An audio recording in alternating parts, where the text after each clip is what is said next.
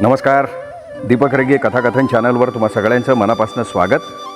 आज तुम्ही ऐकणार आहात जयवंत दळवी यांच्या सिद्धहस्त लेखणीतनं साकारलेली कथा आम्ही हे असे. पण तत्पूर्वी जर तुम्ही आता चॅनलवर पहिल्यांदा आला असाल किंवा अजूनपर्यंत चॅनल सबस्क्राईब केलेलं नसेल तर प्लीज चॅनल सबस्क्राईब करा. ऐकूयात जयवंत दळवी लिखित आम्ही हे असे. आम्ही आमच्या चाळीत 4 चौघांसारखे सुखानं राहत होतो. तशी आमची चाळ फारशी मोठी नाही, 15-20 बिराडं. जो तो आपापल्या डबल खोल्यात आपापल्या परीनं बायको मुलांबरोबर सुखानं संसार करत होता. तेवढ्यात होऊ नये ते झालं. तळमजल्यावर अगदी जिन्याला लागून एक नवीन बिऱ्हाड आलं. आधी एक पुरुष आला. त्यांनी पलंग आणला, गाद्या आणल्या, भांडी कुंडी आणली. नंतर एक बाई आली. हे कुणाचं बिऱ्हाड आहे याबद्दल सर्व जुन्या भाडेकरू तर्कवितर्क सुरू झाले. रोज संध्याकाळी पुरुष आपापल्या कचेऱ्यातून घरी आले की एक एक तर्क कानावर यायला लागले. कुणी म्हणालं बाई सुधारक आहे, कारण ती बिनबाह्यांची पोलकी घालते, लिपस्टिक लावते. कुणी म्हणालं तिचा नवरा फिरतीच्या नोकरीवर असला पाहिजे, कारण तो फारसा दिसतच नाही. आमची ही डोळ्यांनी दिसत नाही म्हणून ओरडते, तरीसुद्धा त्या बाईच्या गळ्यात मंगळसूत्र नाही हे तिने बरोबर सांगितलं. तिचं नाव चंद्राबाई आहे ही बातमीसुद्धा येऊन थडकली. परंतु तिचं नाव चंद्राबाई आहे एवढं एकच खरं ठरलं.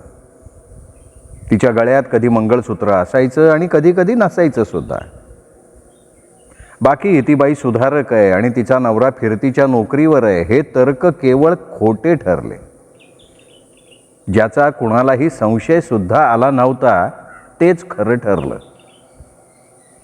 चंद्राबाई सरळ सरळ नायकीण होती. ती नायकीण आहे हे समजताच संबंध चाळीतलं वातावरणच एकदम बदलून गेलं. बदलून गेलं म्हणजे काय? आम्ही सर्व पुरुष त्या नायकिणीच्या मागे लागलो असं नाही, पण देशात युद्ध सुरू असावं, आघाडीबद्दल चिंता वाटावी, भारत संरक्षण कायदा जारी असावा, तसं काहीतरी चाळीत सुरू झालं. तळमजल्यावरच्या चंद्राबाईच्या खोलीकडच्या जिन्याच्या पहिल्या 2 पायऱ्या धोक्याच्या आहेत अशी एक जाणीव निर्माण झाली. त्या 2 पायऱ्या चढणं किंवा उतरणं हे धोक्याचं आहे असं वाटायला लागलं. खरं म्हणजे इतकी वर्ष आम्ही त्या चाळीत काढली. दाट काळोखातल्या त्या 2 पायऱ्या. इतकी वर्ष आम्ही एवढ्या सरावानं पाय ठेवत होतो की तिथे त्या पायऱ्या आहेत याची सुद्धा आम्हाला जाणीव नव्हती. पण आता त्या 2 पायऱ्यांची नुसती जाणीवच झाली असं नाही, तर त्या 2 पायऱ्यांची भयानक भीती वाटायला लागली. आपली पायरी आपल्याला कळत नाही, आपली पायरी चुकेल, आपला पाय घसरेल, पाऊल वाकडं पडेल या विचारानं प्रत्येकाच्या मनावर नवीन ताण यायला लागले. त्याशिवाय निव्वळ तर्कवितर्कातून जे ताण निर्माण झाले ना ते वेगळेच. ही चंद्राबाई नायकीण होती हे सगळ्यांना पटलंच होतं. तरीसुद्धा मुसळे पुन्हा पुन्हा म्हणाला, ही पट्टीची नायकीण यात शंका नाही. सकाळी संध्याकाळी मुसळे हे एकच वाक्य पाठ केल्यासारखा बोलायला लागला, ही पट्टीची नायकीण ह्यात शंकाच नाही. लोकांना शंका येऊ नये आणि त्यांनी सावध व्हावं हा मुसळेचा मूळ उद्देश होता, म्हणजे निदान असावं तरी. पण उलट तो पुन्हा पुन्हा शंकाच नाही म्हणतो, म्हणून लोकांना उलटीच शंका यायला लागली. ती नायकीण आहे हा मुसळे एवढं खात्रीनं सांगतोय ना, त्या अर्थी असं म्हणता म्हणता नेमकं विधान करण्याच्या जागी गोखल्यांनी तोंडात तंबाखूची चिमूट ठेवली आणि तोंड मिटून ते गप्प बसले. आणि हा तिला पट्टीची नायकीण म्हणतोय, म्हणजे तिथे एखादी पट्टी बिट्टी खाऊन हा मुसळे आलाय का काय, असा विनोद करत आणि आपणच हसत डॉक्टर भावे आपल्या खोलीत शिरले. दुसऱ्यांना हसू नका, ताबडतोब भावेंची बायको म्हणाली. लोक तुम्हाला आणि त्याहीपेक्षा मला हसणार नाहीत याची खबरदारी घ्या. म्हणजे काय? भावेंचं तोंड उघडं पडलं. पट्टीची म्हणत तुम्ही तिथे जाऊन पट्टी खाऊन येऊ नका म्हणजे झालं. बिचाऱ्या भावेंचं तोंड एवढंच झालं. बोलणार तरी काय? काही बोलावं तर त्यातून आणखीन 10 कुसपटं निघणार. त्यापेक्षा तोंड मिटून बसलेलं बरं म्हणून डॉक्टर भावे चक्क तोंड मिटून बसले. का? तरी सुद्धा भावेंच्या बायकोचं तोंड उघडं. काय? भावेंनी जबरदस्तीनं तोंड उघडलं. काय काय एवढे गप्प का बसलात? सहज. हो म्हणे सहज. बघता बघता तिचा आवाज चढलाच. एवढा कुणाचा विचार करताय? का तिथे जायचा विचार आहे पट्टी खायला? हे अगं काय बोलतेस काय तू? भावे एकदम करवादले. खरं का खोटं ते सांगा. अहो काय खरं? तुम्हाला पानपट्ट्या खायचा शौक आहे. कुठल्या? कुठल्या का असेनात? इथे तोंड रंगलं तरी लोक म्हणणार तिथून तोंड रंगवून आलात. भावे मनातनं जाम उखडले. उठले आणि तोंडातला रंगलेला पानाचा तोबरा त्यांनी गॅलरीत जाऊन थुंकून टाकला. थू थू करत रागारागाने त्यांनी सुपारीचा शेवटचा कण सुद्धा तोंडाबाहेर काढला. झालं समाधान? भाव्यांनी आर पार तोंड उघडून दाखवलं. हो इथला विडा थुंकणारच. तिथे खायचा असेल ना. तरी सुद्धा तिचं आपलं ते तुणतुणं चालूच. दरम्यान एकदा गोखले आमच्या खोलीत आले. त्यांनी खोलीत पाय ठेवताच आम्ही एकदम ओरडलो, या गोखले या. हे असं ओरडायची ही सवय ना चंद्राबाई खाली राहायला आल्यानंतर आम्ही जडवून घेतली. कारण एवढंच की आमच्या खोलीत कोण आलंय हे आतल्या खोलीत आमच्या हिला कळावं. कारण बाहेरच्या खोलीत कोण येईल आणि कोण नाही याचा नेम नाही, ही आमच्या हिची भीती. या गोखले या असं आम्ही म्हटलं तरी चपात्या लाटता लाटता आमच्या हिने बाहेर वाकून पाहिलं, खात्री करून घेतली. गोखले म्हणाले, आपटे जरा बाहेर या. आम्ही दोघं गॅलरीत गेलो. सगळी पंचायतच झाली आहे हो. गोखले खाजगी आवाजात म्हणाले. काय झालंय काय? आम्ही सुद्धा खालच्या आवाजात विचारलं. चालं निष्कारण आम्ही रंडीबाज ठरतोय हो. हो का? काय झालं काय? गोखल्यांनी हळूच खिशातला हातरुमाल काढला, आमच्या नाकाशी धरला आणि म्हटले, घ्या वास घ्या. घामाच्या घाणीनं आमचं एकदम डोकंच उठलं. चांगला साबण लावून तो हातरुमाल एकदा धुवा असं त्यांना सांगावं असं आमच्या मनात आलं, पण आम्ही तसं सांगितलं नाही. गोखल्यांचं डोकं जरा बिघडलेलं दिसलं. कसला वास येतोय? गोखल्याने दबलेल्या आवाजात विचारलं. छे हो, वास कुठे येतोय? नाही येत आहे ना. नाही ना. गोखल्यांना आनंदच झाला आणि ते म्हणाले, बघा आता ह्या रुमालाला चंद्राबाईच्या पावडरचा वास येतोय असं ही म्हणतीये. छे छे, तुम्हाला काय आम्ही ओळखत नाही काय? नाही, ओळखायचा प्रश्न सोडाव. पावडरचा वास येतोय का तेवढं सांगा. छे छे, आता हे बघा. असं म्हणत गोखल्याने रुमाल उघडून पसरला. रुमालाच्या कोपऱ्यात एक तांबडा डाग होता. हा कसला डाग आहे? त्यांनी विचारलं. चमारी. आमची नजर एकदम बदलली ना. आम्ही गोखल्यांकडे जरा संशयानंच बघितलं. नाही नाही, संशयानं बघू नका. हा कसला डाग आहे ते सांगा. गोखले त्वरित म्हणाले, अहो हा पानाचा डाग आहे. आहे का नाही पानाचा डाग? गोखल्यांना आनंद झाला. अहो काल दुपारी ऑफिसमध्ये जेवलो. डब्यातनंच आलेला विडा रोजच्यासारखा खाल्ला. पिंक थुकताना ओठावर 2 थेंब राहिले, ते या रुमालानं पुसून घेतले. तो हा डाग. बरं मग? आता ही म्हणते हा चंद्राबाईच्या लिपस्टिकचा डाग आहे. आता हिला कसं पटवून द्यायचं? काय करायचं काय? शेवटी करायचं काय हा मुद्दा तसाच राहिला. कारण गॅलरीच्या दरवाज्यात बांगड्यांचा आवाज आला. आमच्या छातीतच धडकी भरली. आम्ही डोळ्यांनी गोखल्यांना खूण केली आणि आता चला असं न बोलता सांगितलं. मागे वळून बघतो तर दरवाजाच्या फटीतनं दिसू नये ते दिसलं. आमची ही दरवाजाच्या खाचेत उभी होती. गोखल्यांनी आपलाच रुमाल चंद्राबाईचा असल्यासारखा चोरट्या नजरेनं खिशात कोंबला आणि ते निघून गेले. आमचं बोलणं इतक्या झटपट संपेल अशी आमच्या हिला कल्पना नव्हती, म्हणून ती गोंधळली आणि दरवाजामागची बरणी काढायचं नाटक करायला लागली. एवढं तोंडातल्या तोंडात गुपचूप खाजगी कुणाला ऐकू येऊ नये असं काय चाललं होतं तुमचं? आमच्या हिच्या या एवढ्या मोठ्या प्रश्नानं आम्ही पहिल्या फेरीतच घुसमटून गेलो. नाही कुठे काय, काही नाही. नाही कसं? नाही कसं? ही एकदम भडकली. दोनदा त्या सटवीचं चंद्राबाईचं नाव घेतलं. माझ्या कानाने ऐकलंय मी ते. तरी बरं देवानं मला बुद्धी दिली दारा आडून ऐकण्याची. बोलता बोलता तिचा आवाज रडकुंडा झाला. अगं तुला खरं सांगतोय मी, नाही काही सुद्धा सांगू नका. त्या चंद्राबाईच्या रुमालाचा तुम्ही चक्क वास घेतला. लाज वाटायला पाहिजे होती तुम्हाला. आणि तिला पावडर लिपस्टिक आणून द्यायच्या गोष्टी केल्यात. मला ऐकू येऊ दे म्हणून गोखल्यांना डोळ्यांच्या खुणा करून सांगितलं तुम्ही. असं म्हणत ही घळाघळा रडायलाच लागली. काय बोलावं ते आम्हाला कळेना. 30 वर्ष झाली आमच्या लग्नाला. सुखानं संसार केला. पुढच्या वर्षी पेन्शनीत जायचं आहे. मग गावी जाऊन सुखानं विश्रांती घ्यायची आहे.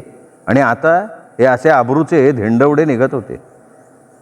तिचं रडणं थांबलं तेव्हा आम्ही झालेली हकीकत तिला सांगितली. एक शब्द न घालता किंवा न गाळता आम्ही गोखल्यांचा संपूर्ण संवाद टेप रेकॉर्ड केल्यासारखा वाजवून दाखवला.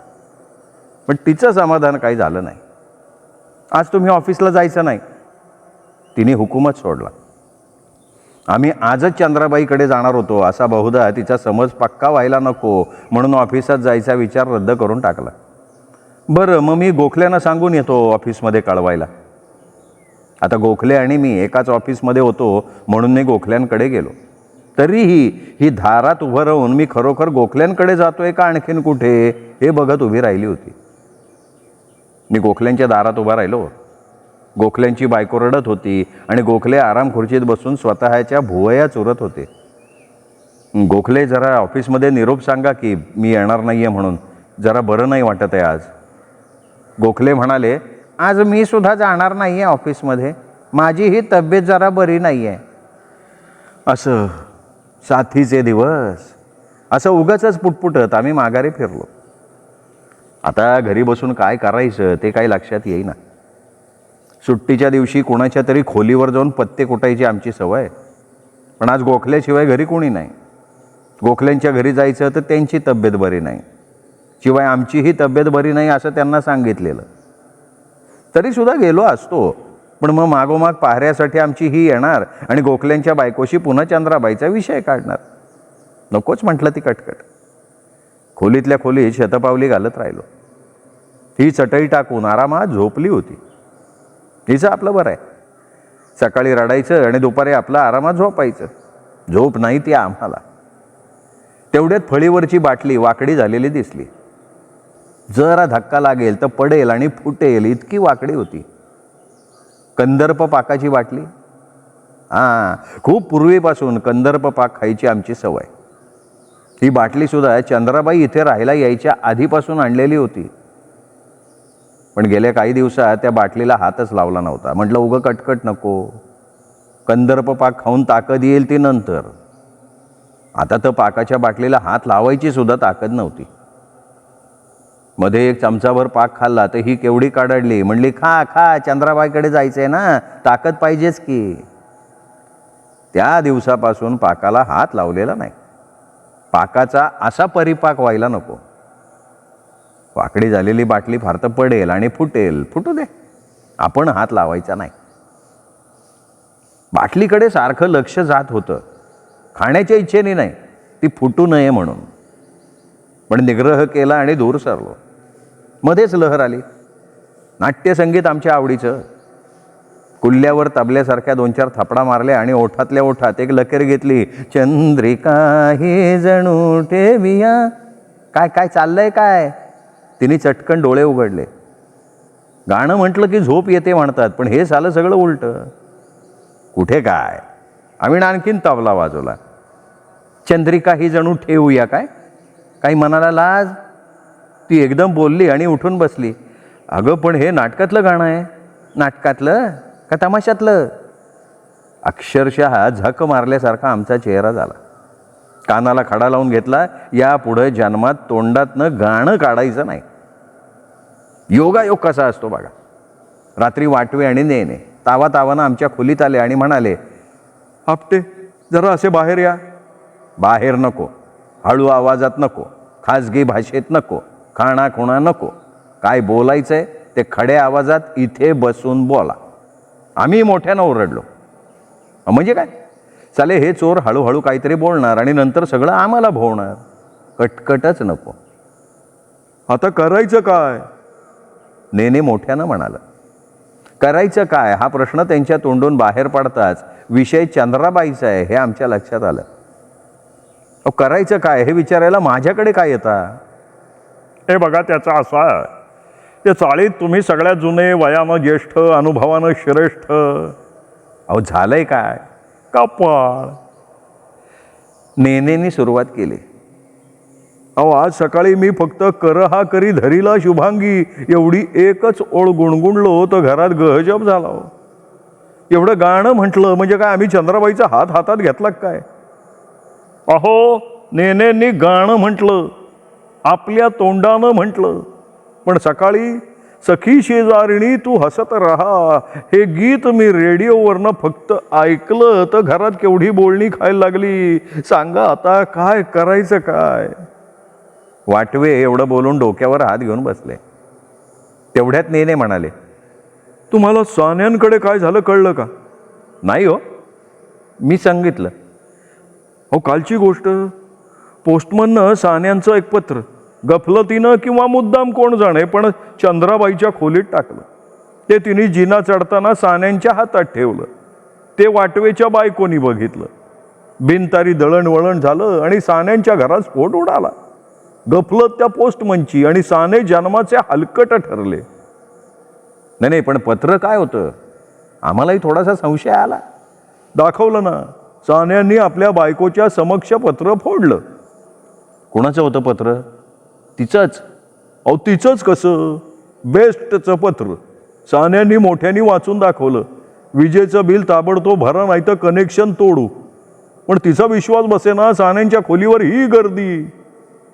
मग काय, सान्यांच्या बायकोनं खोलीची दारं बंद केली, खिडक्या लावून टाकल्या आणि सान्यांना शस्त्रहीन करून, शस्त्रहीन नाही वस्त्रहीन, तेच ते वस्त्रहीन करून तिने सान्यांची झडती घेतली. मग मिळालं काय? काहीतरी मिळेल, मिळावं ही आमची आशा. काय मिळणार होतं काय मुळात? पण ती आज सकाळी सान्यांना घेऊन माहेरी निघून गेलीये.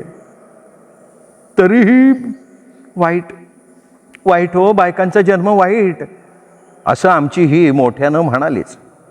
हिला नको तेव्हा आणि नको तिथे नको ते बोलायची सवय. तेवढ्यात मजल्यावर गडबड झालेली दिसली. अहो काय झालंय काय असं विचारताच डॉक्टर भावेंच्याकडे चंद्राबाई असं कुजबुजत माणसं धावली. आम्हीही सगळेजण धावलो. डॉक्टर भावेंच्या दारात गर्दी. झालं काय तेच कळेना. नुसता गलका चालू होता. भावे आज जीव गेल्यासारखे उभे आणि त्यांची बायको तावातावानं बोलते. दारात चंद्राबाई उभी. इतका गलका वाढला की कोण काय बोलत होतं तेच ऐकू येईना. शांत राहा, आम्ही मोठ्यानं आवाज काढत ओरडलो. आमचं नशीब सगळेजण शांत झाले. बोला काय झालंय? अहो आमच्या जीवाला नाही बरं, चंद्राबाई म्हणाली. मेलीचा आवाज मात्र मंजूळ. बरं मग? नाही म्हणलं जरा तपासून जा. काय व्हिजिट फी असेल ती बी घ्या. बरं मग? ते यायला तयार येतो पण हे बाया नाही म्हणते ना. हे बघा ते येणार नाही, तुम्ही दुसरा डॉक्टर बघा. भावेंची बायको जोरात ओरडली. हे बघा कायद्यानं डॉक्टरला असं नाही म्हणता येणार नाही. चंद्राबाई कायद्याची भाषा बोलायला लागली. तेव्हा डॉक्टरांच्या बायकोनं चांगली पळवाट काढली. डॉक्टरांची बायको म्हणाली, हे बघ आमचे हे माणसांचे डॉक्टर नाही आहेत, ते गुरांचे डॉक्टर आहेत. बिचारे भावे रवंथ करत उभे असताना सगळे भाडेकरू हसले. चंद्राबाई सुद्धा हसली आणि सुदैवानं वाटेला लागले. तरीही तुम्हाला बायकांची छाती तपासायचा नाद, मुळीचं जायचं नाही बाहेर असं म्हणत भावेंची बायको त्यांच्यावर डाफरत होती. शेवटी हे सगळ्यांना असह्य व्हायला लागलं. अहो सगळ्यांच्याच नशिबी चोरटेपणा आला आणि तो सुद्धा फुकटा फुकटी. कोणाला गाणं गुणगुणण्याची चोरी, हळूहळू जिना चढायची चोरी, चष्मा लावायची चोरी, पान खायची चोरी. म्हणजे बघा ना, जिन्यावर थांबलो तर तळमजल्यावर का थांबला होता? चष्मा लावला तर हो ती दिसायला पाहिजे ना. पान खाल्लं बरा रंगलाय का विडा, अशी विचारणं चालू झाली. आणि डॉक्टर भावेंना तर आता माणसांचे डॉक्टर म्हणून घ्यायची सुद्धा चोरी झाली. शेवटी आम्ही जीवात आपलं मुठीत जीव धरला. सगळे 16 पुरुष एकत्र जमलो आणि चक्क चाल करून गेल्यासारखे चंद्राबाईच्या खोलीवर गेलो. बायका गडबडल्या, नको नको मागे फिरा असं ओरडायला लागल्या, पण आम्ही ऐकलं नाही. आता आम्ही मागे फिरणारच नव्हतो. सदैव सैनिका पुढेच जायचे, न मागोती तुवा कधी फिरायचे. मुसळे मोठमोठ्यानं रणगीत गायला लागला. आम्ही सरळ खाली गेलो आणि चंद्राबाईच्या खोलीवर जोरजोरात धडक दिली. मध्येच मला तो कंदर्प पाक खायला हवा होता अशी आठवण सुद्धा झाली. चंद्राबाईने दार उघडलं, ती एकटीच होती. आमचं नेतृत्व मुसळेकडे होतं, कारण तो सगळ्यात तरुण आणि पुन्हा असल्या फंदात थोडासा प्रवीण सुद्धा. काय पाहिजे लो? चंद्राबाईने विचारलं. तू पाहिजेस सगळ्यांना. 16 इसम आहेत, भाव काय तो बोल तुझा.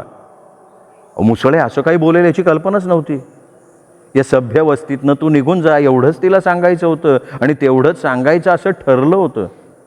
पण मुसळ्यांनी त्याला दिलेल्या नेतृत्वाचा गैरफायदा घेतला होता. बोल बोल बोल, पटकन बोल. सगळेजण 16 जण एकदम होलसेलमध्ये भाव सांग तुझा.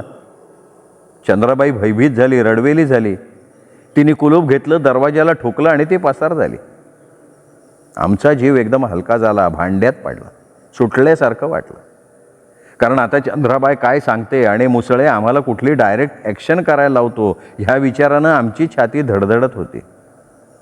पण मुसळेचं जहाल नेतृत्व यशस्वी झालेलं होतं.